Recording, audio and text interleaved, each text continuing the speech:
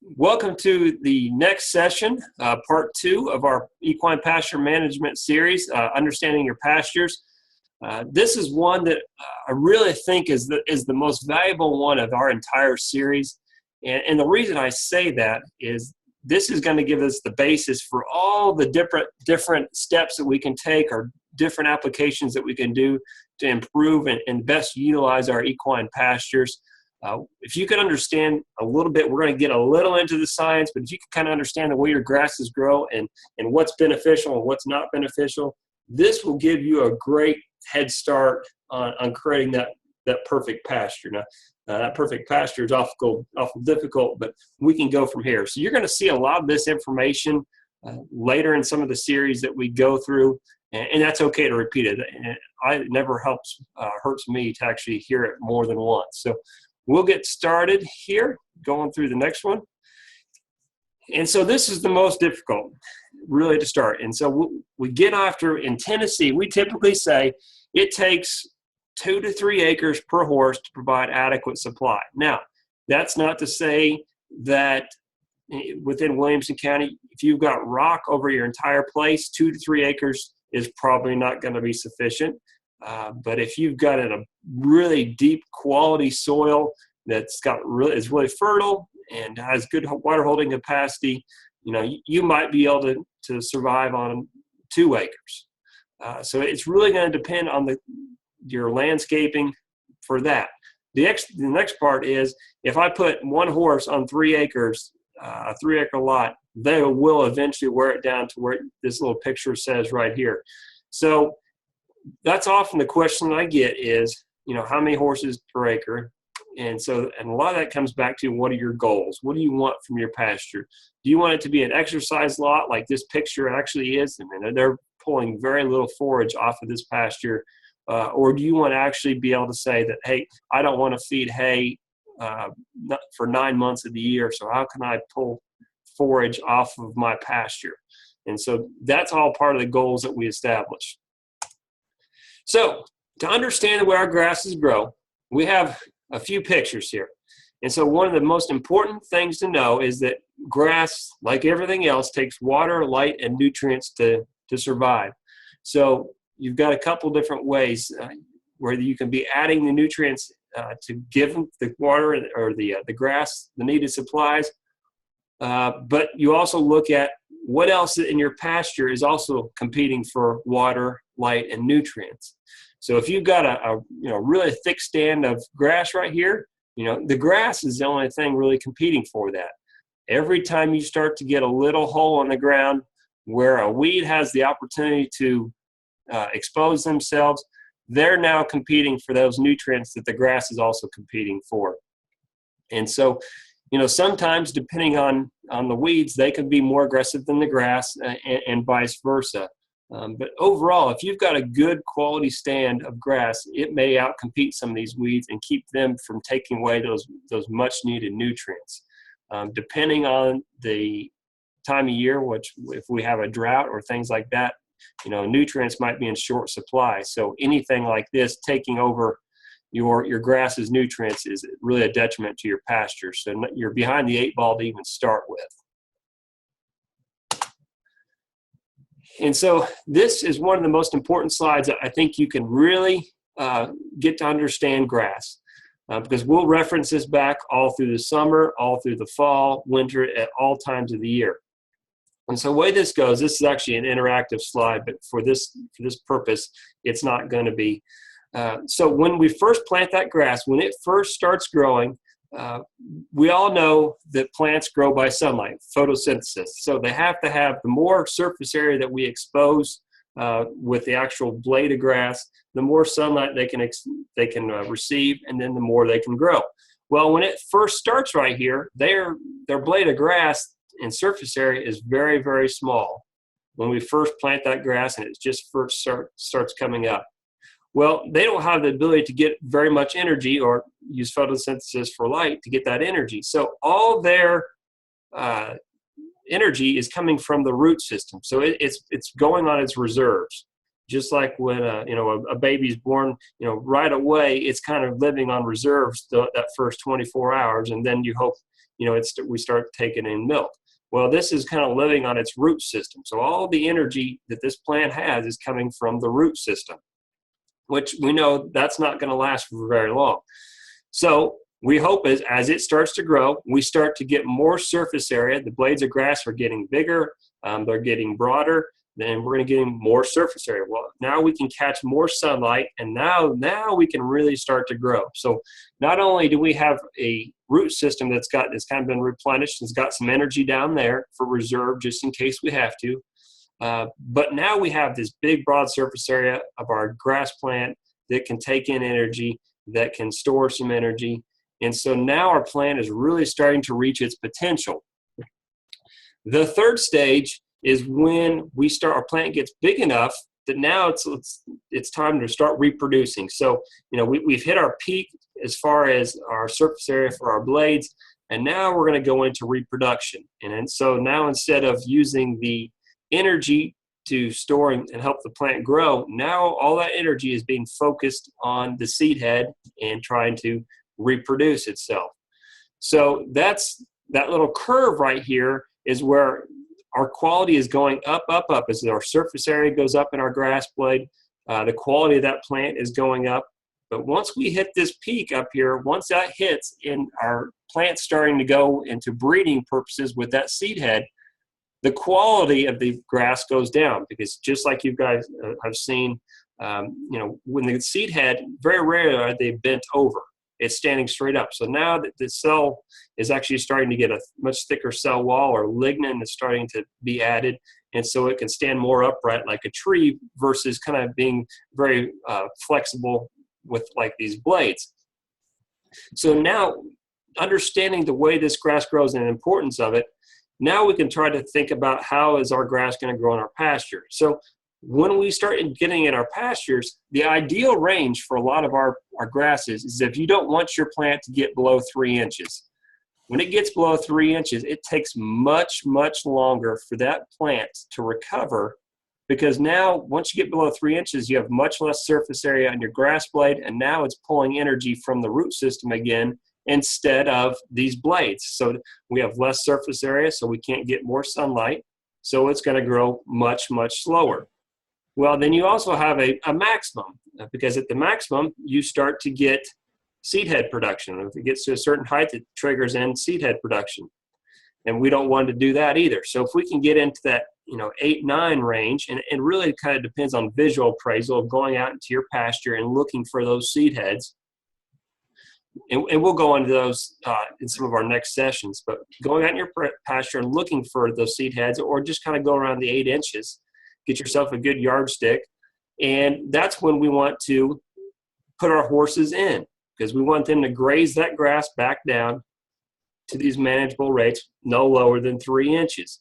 And in this ideal situation, we keep our grass in kind of its most rapid growth. You don't get below 3 to keep it going, and you don't let it get above 8, so the quality goes down as they start to mature. Are there any questions on this? This is one of the most important parts. If you can really focus in on this, in that it's not a time thing when you put your horses in and out on your pasture. It's not time. Spring is going to grow faster than summer, so you really can't base it on time. The height of the grass is the key, and it's all based on the surface area of our grass blades. If we can increase the surface area, more sunlight, more photosynthesis, and then the faster it will grow. So, Laura, would you mind? I'm going to put you on mute real quick.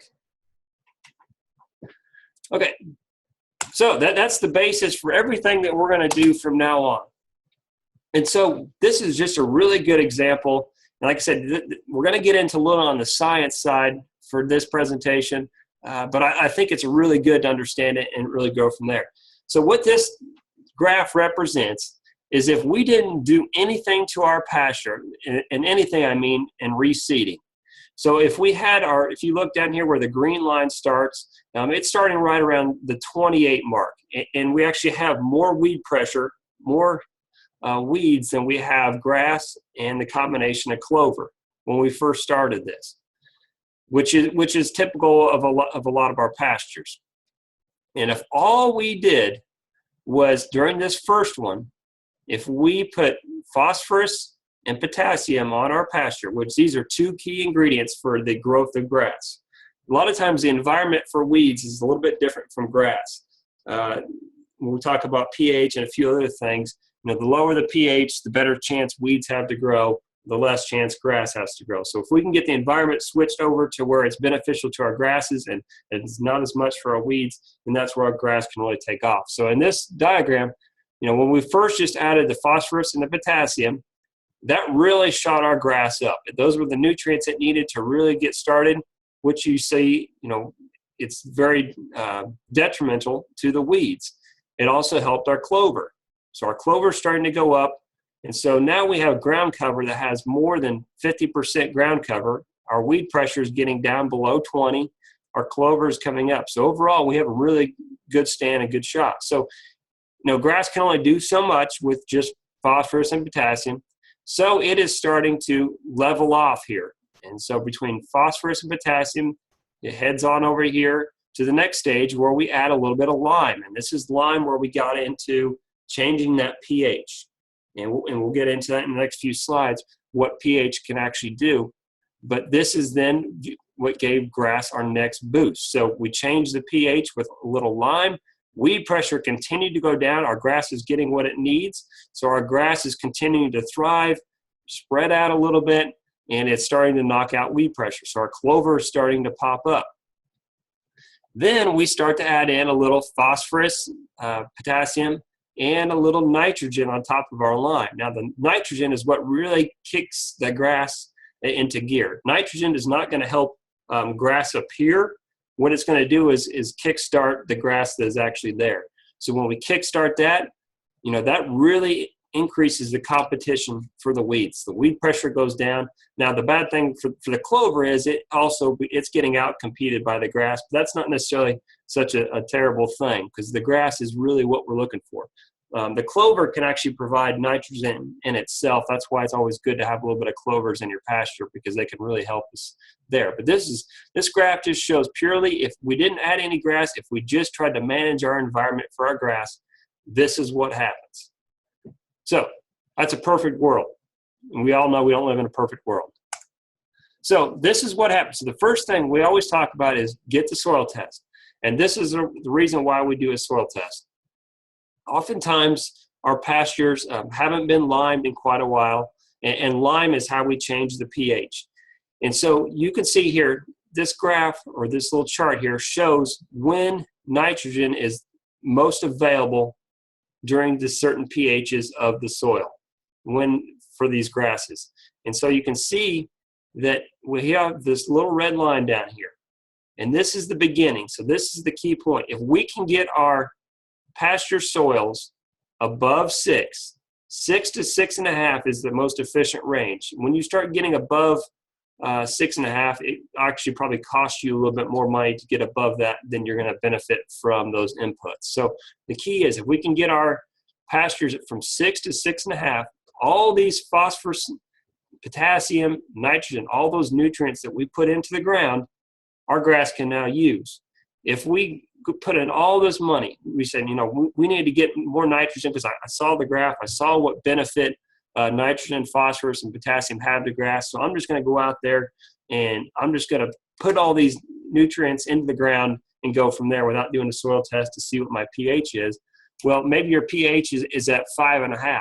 So you look at all these nutrients you just put in the ground, and at 5.5, which is just to the left of that red line, you can see they're not very available to that grass. So you put all that money in, and that grass does not have the ability to use those nutrients. So that's the key of why the first thing and the cheapest and easiest thing that we offer is the soil test. Go out and get your soil test done. Then if you decide, if this test comes back and says, hey, you need to add some phosphorus and potassium to maximize your growth, the phosphorus is the key, and that's where we get our root health. And so you got to have a quality root health. You got to have some organic matter in the soil. So if you can get your pH above 6 to 6.5 is the range we're shooting for, then any of those nutrients you put in there are going to be very beneficial. But you have to get it to 6, and you have to know what it is first. So do not, whatever you do not go out there and purchase these nutrients without figuring out what the actual pH of your soil is. But one of the biggest keys, and I always like to show this one because everybody asks, sometimes, they'll ask, and we'll talk about planting, replanting, overseeding, and the time of year. And, they may say, I want to reseed and it's summer. And I said, no, this is an absolutely terrible time. Well, what can I do in the meantime? What can I do until fall to do that? And so one of them we talk about is your lime. If your soil test comes back and it says you need lime, then at any point in the year, you can have the lime applied. There is no specific time for that, because if you look at this chart, what this chart shows is that whenever you apply the lime, we had one that started at a little below or a little above 5. And look how long it took to get it back above 6. Now, different types of lime, whether it's ag lime or like a pellicitized lime, which is a lot higher concentration, may act a little bit quicker, but it may leave the soil a little bit quicker as well. But what it can do is it takes a 1.5 to 2 years to change that pH. Now, any positive changes are going to benefit that grass. So any from fall 95 to spring 96, that's a positive change. That's going to benefit that grass. So more things are becoming available, but we're not maximizing our grass until we get to spring 97, when we have our pH above 6. So once you get your soil test done, go out and get that changed. So whenever we decide to reseed or overseed, whatever that may be, we can start to change that environment so our grass seedlings will have the best chance to survive and really thrive. So when we go to actually seed or select what forage you want, there's lots of different options out there. But when you start talking about each one of them, there's not near as many that are going to have a chance for high success rate. So what we look at is selecting the proper forage species. So we have different forages, and those are our grasses. So we have the grasses, and then we have legumes. And legumes are what we would call alfalfa, the clovers. And so we have ones that grow really well in the warm season and ones that grow really well in the cool season. Let's see. Oh, sorry, I missed a question. So how often was lime applied in the last situation? Was that in regards, Laura, to the one where we didn't change the pasture quality? If it was, usually it's a one-time thing. And so the more often, when we start talking about lime, the more often you apply nitrogen to the system, it's going to start reacting with the soil, and it's going to pull the pH down faster than if you didn't apply any nitrogen. So, we might apply it once, and typically if you're going to apply nitrogen every year or have a lot of clovers maybe, we would say about every 3 years, come back and get a test to see. Now, if your pH is at 6.5 and you've been doing it every 3 years, you're probably not going to drop that below 6 within those 3 years. If you're hovering around 6, you'll probably want to do it every 3 years to keep that pH above. So it's not something annual that you need to do. This is 3 years is a pretty good start with annual nitrogen application. But so we have the grasses, and we have warm season and cool season. The way I like to help people visualize this is in cool season, you have the grasses. If your grass is brown during the winter, you have a warm season. So if you go out and see somebody's yard and it's completely brown, that's a warm season grass. If you've got one that's green during the winter, then you've got a cool season grass. And the same thing goes with legumes. You can probably start to see they grow really well during the winter, and you'll see them up and going. The warm season would be a few Lespedisa and a few things like that. But then we also get into annual versus perennial. Annual might be the crabgrass, and then perennial would be our fescue or Bermuda or something like that. So now we're trying to decide which forage species do we want to have. So, we can kind of look through here so you can see cool season and different perennials, tall fescue, orchard grass, timothy. These are a lot of the horse grasses we typically like to talk about. The annual would be planting winter wheat, winter rye, annual ryegrass, oats, and our perennial, the typical one we think about is Bermuda grass. But then here's a few annual grasses we talk about. Teff grass is one of those that's kind of really come on as of late. One of the challenges with teff grass that we'll get into a little bit later with our summer session is that it's pretty wispy, and it has a chance, if it gets very tall, it falls over on itself and kind of suffocates itself out. Here's a few of our options.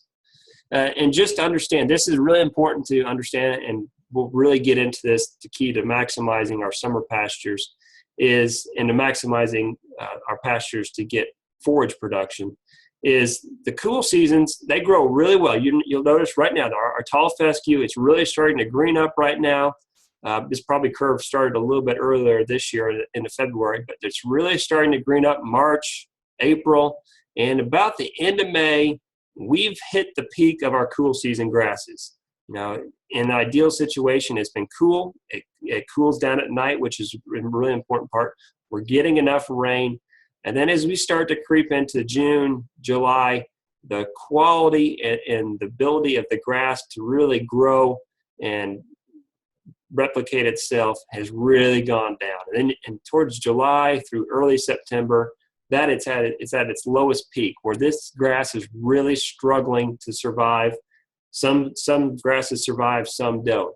But then you'll notice kind of in late October or early October, it's starting to peak back up again. It's not going to get near as high as the peak for the spring, but it's starting to peak back up again, and then it comes back down and it's dormant through December, but it's still green. So, looking at that, and then coming down here and looking at our warm season grass, you look at it, it's kind of dormant right now. It's still brown, but it's starting to, in the next month or so, it's going to start turning green. It's going to start going up, and it's at its peak when it's at its hottest time of the year. It has the ability to really thrive without too much rain and when it gets a lot of sunlight. So, and then it starts to go down as we progress through the fall. And if you really look at it, and this will be an important part as we come into our summer management, if you overlay these two graphs on each other and pair them up, if you've got the ability to do some rotational grazing, this is where it really takes off and has an advantage. If you can have pastures that have cool season and you have a pasture that has a warm season, you can maximize your pastures by pulling horses off when fescue is at its lowest quality and is really stressed, and putting on these warm season grasses when the warm season grasses are really thriving and striving. But we'll get into those, but just kind of getting an idea how our grasses grow during the different times of the year. And so we always get into, everybody asks, well, what's the best forage to plant in my pasture?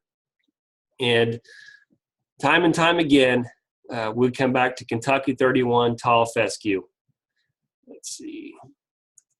Kentucky 131 tall fescue. And everybody comes back, well, is it a poor horse forage? And the answer is no, depending on when you actually use the forage. And we'll get into a little bit, but a lot of times, and in the next session, I think we spend a lot more time on it. A lot of times people do not harvest the forage, especially talking about hay. They do not harvest them at the right time, so they're biased opinion about that quality of that forage. But the one big issue that we have with tall fescue is our endophytes in there, and endophyte toxicity. So this is endophyte, so you can kind of see these little squiggly lines going down. This is just a little slide that's been under the microscope, but it's a fungus that allows this fescue to be the fescue that it is. So when you look at it, this is, and we won't spend much time on this, but the biggest thing we have is mares that are lactating or pregnant mares that are on the endophyte. And you can see that we have a massive amount of problems when they are on this endophyte. The foals have a difficulty surviving. The mares have a difficulty surviving. So it's very important to understand when and where tall fescue can be applied and used.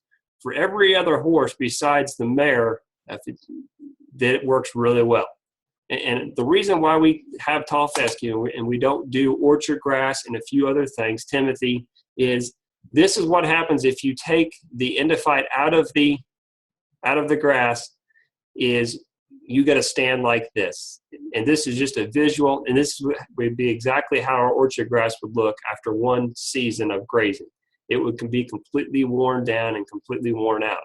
When we put the endophyte in here, this is what we get. It has the ability to withstand all the elements that summer brings for us. So this is what typically our orchard grass and our Timothy would look like really quick, period. This is what happens, and this is where we took out the endophyte that caught that little fungus. This is when we have that endophyte, and you really have the ability to thrive and stand. So this is what the endophyte allows tall fescue to do. It allows it to survive drought, insects, disease, which these are all big things that we have in Tennessee that cause lots of issues. And so when you take those out, it no longer becomes the tall fescue that we know, and it turns around and dies. And so without the tall fescue, we don't have a grass that you can graze with the length of time when you consider spring and fall like tall fescue. We take that out of our repertoire, and we're in serious trouble for finding a grass to graze outside of our annuals. So our rule of thumb for gestating mares is get them off the grass for that last 3 months of gestation. All other horses don't have an issue with it. The only thing that's going to affect is those pregnant and lactating mares. On cattle, we start to see they don't grow as fast, but that's not necessarily a big issue for the horse producer. Really, it's just on the pregnant and lactating mares. So we recommend 3 months, and that's really on the safe side. Science shows it could go probably a little bit less, but we really want everybody to really understand it. It is a big issue, so getting them off that last 3 months is important. And we kind of offer a few of those extra suggestions about, if you're going to do it, feed them orchard grass, Bermuda grass. But once again, orchard grass just does not graze at all. If you plant it this fall and graze it next year, it will be gone the following year. So this is what we recommend for those. All other horses, Kentucky 31 is the key, because tall fescue is the only grass we really have in the cool season variety that's going to stay there year after year. So it all comes back down to this, soil test. And you can come to our office, give me a call, but this is just a really good example of kind of the process for soil test. But as you can kind of see, as we've gone through all these different slides, this is the key to making it happen. You have to have a good soil test. And if you don't, then anything you apply, any of those nutrients you're missing are not going to be of use if you don't have the correct pH. So we've got our next session, and we'll close this out and then we'll ask some questions. But our next session is part 3, weed control and purchasing hay. And weed control is a variety of things. It could be chemical, or it could just be competition. And then a few things to look at when you're purchasing hay. And this is kind of from the pasture and grass standpoint, as well as some hay analysis that you could do. But Wednesday, March 22nd is our next one at 12 o'clock. This will also be posted on YouTube. And once again, if you can check out the survey, then that will give us more information to add some different webinars that fit what you guys need. Any questions? I will stop our sharing and stop the recording.